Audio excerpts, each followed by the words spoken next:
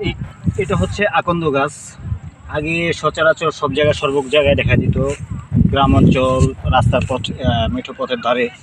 তো এখন খুব একটা দেখা যায় না।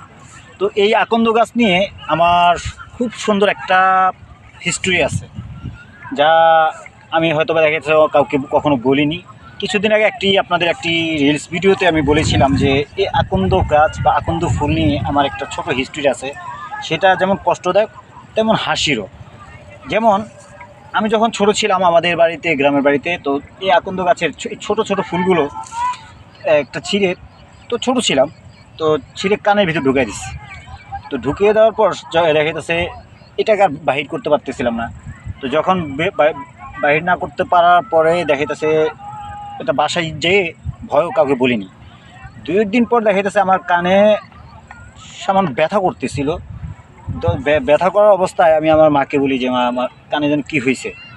তো কানে যখন কী হয়েছে বলছিলাম, তখন মা বললো যে দেখি। দেখানোর পর উনি বললো যে কানের ভিতরে এটা কী।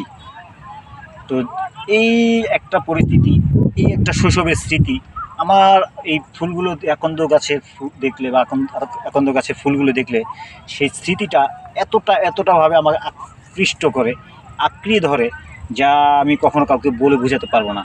আর এই আকন্দ গাছগুলো দেখা যাচ্ছে আমার কাছে খুব ভালো লাগে। এটা একটা ভেষজ গুণের গাছ। এই আকন্দ গাছ দিয়ে অনেক ভেষজ গুণ ধারা প্রবাহিত। এই আকন্দ গাছ দিয়ে অনেক আয়ুর্বেদিক ওষুধও তৈরি করে অনেক কবিরাজ।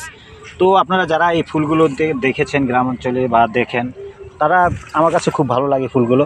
আপনাদের কেমন লাগে আশা করি আপনারা সবাই জানাবেন। এই বলে রাখতেছি। আসসালামু আলাইকুম।